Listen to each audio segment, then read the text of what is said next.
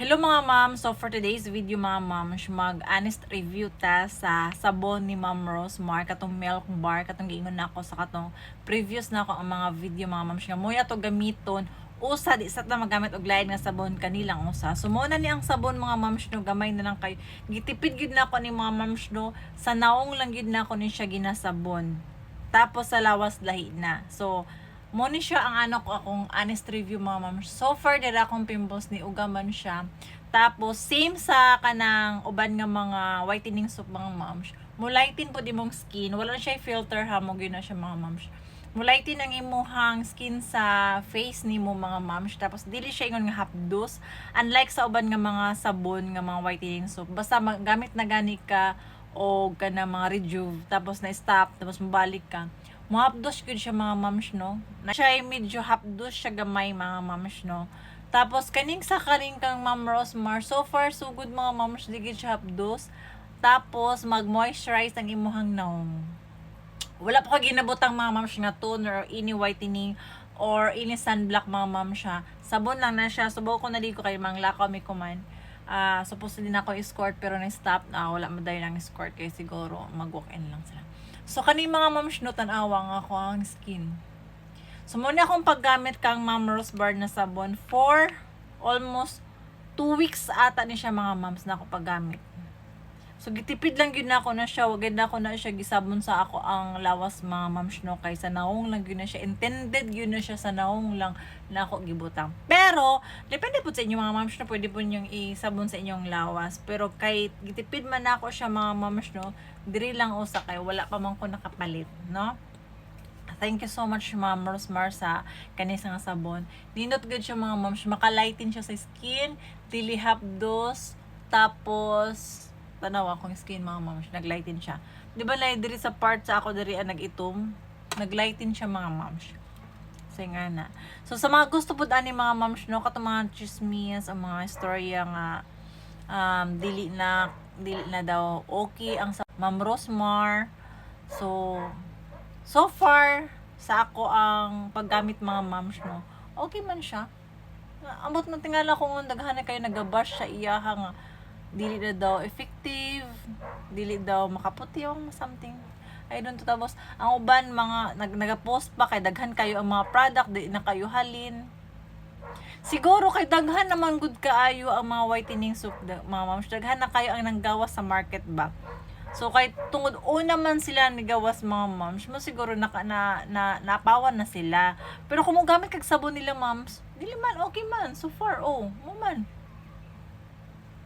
Ang uban nang kay mo lang gid pag siguro pag boom sa ilahang mga whitening soap. Tapos grabe sila ka kuan sa social media ba, kanang grabe sila kahatak tungod sa aside sa pagmaligya sa ilang mga sabon, naapod sila ilain nga mga market nga nag-vlog o mga ana sikat na sila sa pag-vlog mga na. Pero na uban nga more on sa product lang yun nila ana siguro. Pero kung magamit ka so far okay man. Gigamit kay nako ni sa naong sa ilok day mga mams no, kay nako atong explain na ako nga na daot akong kuan ilok nasunog siya sa tawas. Unya kay mo man gid akong gamit tawas man gyud, siguro naka-timing lang gyud ko siguro nga tawas nga marag lain nga tawas ba ang texture sa tawas na ito man siya, so wala na ako siya ginamain hantod marag hapdos man gyud siya, so wala man gyud ko lain choice na to kadto man gyud tawas kay di ko nagagamit og mga deodorant gani mga uban pa din na tawas lang man gyud. So merog hantod nga naghapdos naman gyud siya, hantod nga na itom ang akong ilok mga mams. So nako gigamit nga kang Ma'am Rosmar gihapon, pero I don't know kung para asa ni siya, either sa lawas ba or sa ilok. Basta kay Diomes di siya mga mams, hapit nang mahurot. So ginakanila kong ginabutang, wala lang ko nagabutang og tawas. So ginatry lang po na ako ni siya. Nag-dry po siya mga mams no, kay hapdos naman gid siya kay nag-off mo man siya nasamad na. So ako ginabutangan ani, di man pud ingon nga kanang slight nga hapdos siya tungod siguro kay open pa man ang wound. Tapos nag-uga siya. Tapos ginatry na ko nga mag-heal siya katong mga itom-itom. I don't know kung saan na siya pag-heal, pero kani siya naka-dry siya, tapos siguro nibalik na siya pag-heal kay namang gaytay natural nga healing sa atong lawas mga moms no. Biskan wala pa ng mga tambal-tambal o oven. Siguro makatabang siya pero nagad siya natural nga healing atong skin. Mukalit lang na siya pag heal.